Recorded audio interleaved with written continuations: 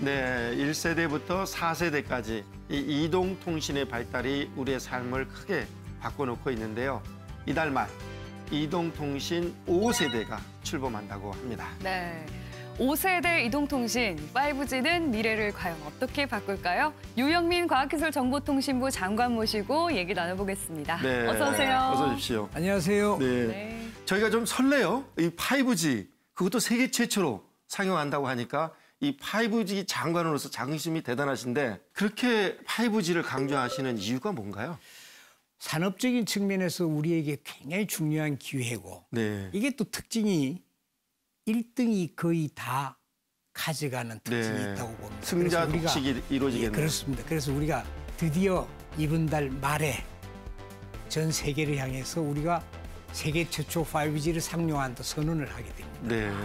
그런 이번 달에 선보일 이 5G가 도대체 무엇인지 자세히 알아보도록 하겠습니다. 네. 첫 번째 주제입니다. 첫 번째 주제는 5세대 이동통신입니다. 그럼 장관님, 이 도대체 5G 하는데 이 5G 뭔가요? 3G에서 4G 넘어갈 때는 네. 속도가 몇 배 더 빨라진다. 그래서 영화 한 편 다운하는 게 지금보다도 다운로드가 얼마나 더 빠르다. 게임이 어떻다. 네. 이게 우리 체감할 수 있는 속도 이야기를 했습니다만 4G에서 5G라는 것은 속도가 획기적으로 빨라지고 그다음에 현실과 가상이 구분 없이 섞여지는 네. 시작입니다. 그래서 우리가 그걸 어떻게 정의를 하느냐면은 초고속에 초고속에 초저지연에 초저지연에 네. 모든 것이 연결되는 초연결이 세상으로 진입하는 시작이 5G로 보는 겁니다. 네.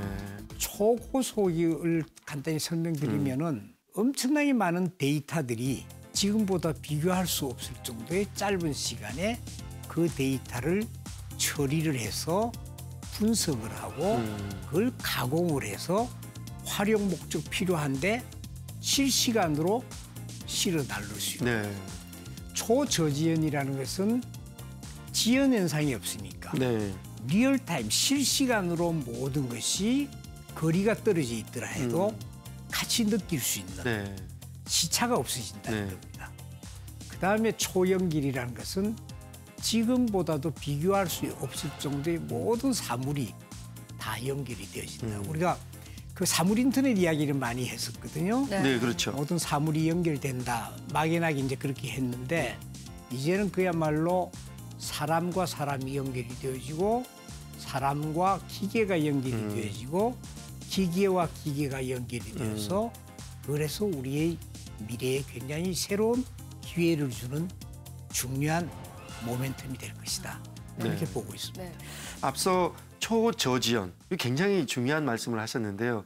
어쩔 때 인터넷 접속할 때 답답할 때가 있는데요. 네. 이 속도 혁명, 어느 정도 속도가 빨라지게 되나요? 지연 현상이 없다는 것은 실제 시간과 멀리 떨어져 있더라 해도 네. 같아지는 거예요. 예를 들면은 한국에 있는 의사가 미국에 있는 환자를 수술을 할 수 있습니다. 오. 지금 통신 속도면은 네.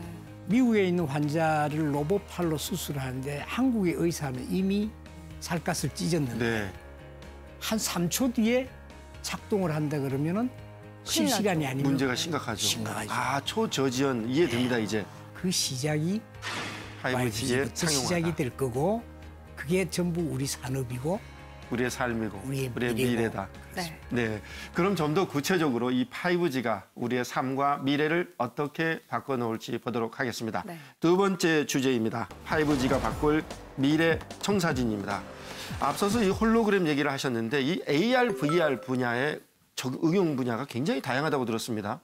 지금까지는 우리가 가상현실, VR은 굉장히 많이 올라와 있죠. 네. 근데 이제 AR이라는 것은 현실과 가상이 구분 없이 섞여버리는 실제 구분이 없어지는 거예요.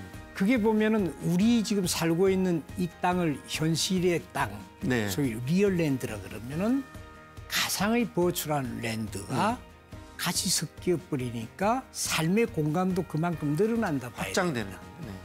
그 늘어난 만큼 시장도 커지고 그 늘어난 만큼 다양한 비즈니스와 다양한 여러 가지 서비스들이 늘어난다고 보는 거죠. 이 가상과 현실이 섞이는 것이 주는 의미가 굉장히 저는 크다고 보는데 네. 엔터테인먼트, 우리 산업, 우리 삶 여기에 이게 굉장히 빨리 들어오지 않겠느냐고 네. 저는 생각을 하고 그 부분이 어떤 상상으로부터 출발할 텐데 그 상상을 이런 기술이 접목이 되어져 가지고 현실이 될 날이 우리 영화에서 봤던 여러 가지들이 네. 눈앞에 와 있다. 이게 빨리 올 것이다. 저는 그래서 좋습니다. 네.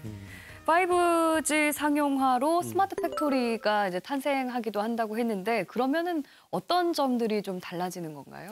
만드는 제품이 물류를 통해서 소비자에게 흘러가기 전 과정이 지금보다도 훨씬 빨라지고 왜 그러냐면 엄청나게 많은 방대한 데이터들을 처리하고 분석하게 되기 때문에 네.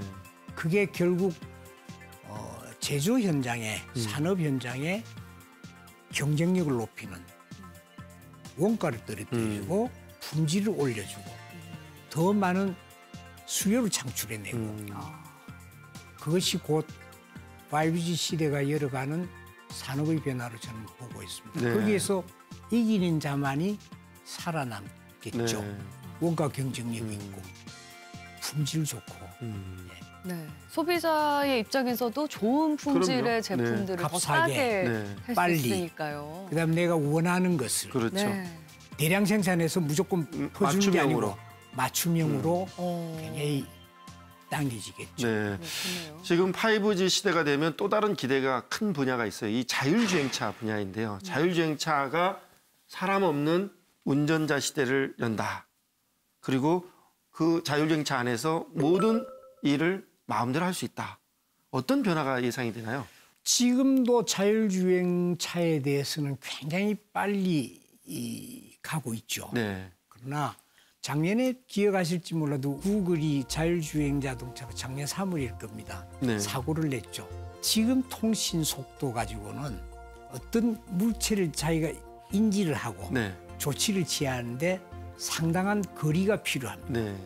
그런데 5G가 되면은 거의 그 인지하는 게 한 1 내지 2cm까지도 인지해서 네. 그 안에 어떤 상황이 생기더라도 순식간에 그런 조치를 할 수 있겠죠. 네. 그러니까 지금 4G에서 자율주행 자동차라는 것은 많은 데이터 정보를 가지고 그 판단을 하기에는 처리 속도라든가 처리량이라든가 한계가 있는데 5G가 되면은 엄청나게 많은 상황에 대한 인식을 지가해서 네. 그 많은 데이터들을 처리하고 거기에 따라서 판단을 하게 되니까 훨씬 정확하게 그야말로 사람의 개입 없이 스스로 알아서 판단해서 네. 주행하는 세상이 열리는 거죠. 그러면은 이제 자동차라는 것도 실내에서 사람이 이제 운전을 안 하게 되니까 거기서 잠도 자야 될 테고 공부도 해야 될 테고 회의도 해야 될 테고 뭐 또는 영화도 봐야 될 테고 네. 그래서 쉬는 공간, 뭐 즐기는 공간, 학습하는 공간 뭐 이런 공간으로 디자인도 바뀌게 되고 뭐 여러 가지 변화가 있다고 봐야 되겠죠. 네. 5G 시대가 제대로 한국에서 정착되려면 어떤 것들이 필요할까요? 세 번째 주제입니다. 세 번째 주제는 이동통신 생태계의 진화입니다. 이 장관님, 5G가 상용화되려면 통신망과 같은 인프라나 휴대폰, 또 가정의 셋톱박스, 인공지능 스피커 이런 것들이 완전히 새 걸로 다시 바뀌어야 된다. 이런 얘기가 있는데 그렇게 되나요? 이번 달 3월 말에 5G를 상용화한다는 의미는 네. 현재까지 4G에 있는 모든 것을 다 걷어내고 3월 말 되면은 5G 세상으로 바로 진입하는 게 아니지 않습니까? 네. 4G와 5G가 3, 4년 정도 같이 동거해 네. 갈 겁니다. 그러면서 아까 말씀 소프트웨어 엔딩이 일어나겠죠. 그렇습니다. 네. 그러면서 4G는 점차 빨리 없어지고 폐화하고. 5G로 네. 가게 될 건데 그 기간 동안에는 지금 쓰고 있는 단말기, 지금 있는 통신 장비가 5G를 통해서 4G에서 이렇게 서비스가 되니까 관계없습니다. 네. 다만 5G에서만 가능한 서비스를 받으려 하면은 네. 5G용 여러 가지 디바이스들이 전화뿐만 아니고 많이 있습니다. 그런 것들이 서서히 이제 바꿔 나가야 되겠죠. 그러니까 다행히 새로운 혁신 제품들이 쏟아져 나오겠네요. 쏟아져 나오는데 네. 지능화된 아마 제가 초연결 말씀드렸는데 거의 대부분의 제품이 지능이 들어간다 봐야 네. 되겠죠. 헬스케어라든가 교통이라든가 안전, 그다음 환경에 대한 이런 다양한 서비스, 그다음 콘텐츠, 소프트웨어 이런 영역과 그것을 가능하게 해주는 디바이스 영역, 제조, 제품 이런 산업 영역이 같이 아마 새로이 꽃을 피게 네. 되고 5G가 본격화되면은 이 산업 위주로 거의 다 넘어가게 되지 않냐. 그런데 저는 궁금한 게 네. 이렇게 좋은 기술들을 이용하려면 아무래도 가격이 좀 비싸지 않을까 그렇죠. 싶거든요. 걱정입니다. 네, 그렇죠. 얼마나 될까요?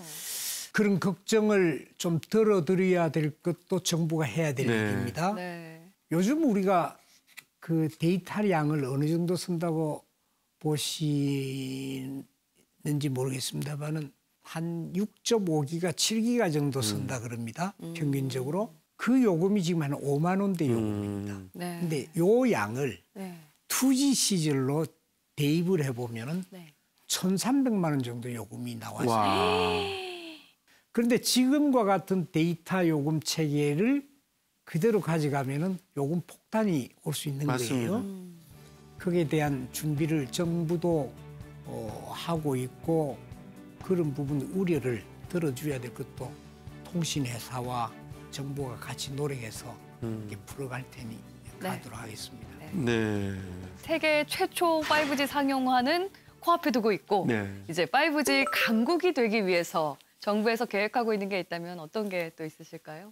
결국 기업 중심으로 음. 가야 되지 않냐 생각을 합니다. 음. 정부는 그 5G에 관련한 기업들이 세계 시장에 진출을 하고 거기에 강자가 되기 위해서 규제를 좀 낮춰준다든가 여러 가지 정부가 해줘야 될 일들이 상당히 많습니다. 그런 부분들을 정부가 해야 될 일, 기업이 해야 될 네. 일, 이런 역할들을 잘 나눠서 굉장히 발빠르게 새로운 시도를 짧은 시간에 많이 해보도록 네. 실패도 많이 하고 네. 그래서 같이 정부와 기업이 같이 가는 그게 저는 제일 중요한 일이지 않냐 그렇게 생각합니다. 네. 굉장히 소중한 말씀을 하셨는데요. 네. 정부와 기업 함께 손잡고 가야 됩니다. 이달 말 대한민국이 세계 최초로 5G 서비스를 상용합니다.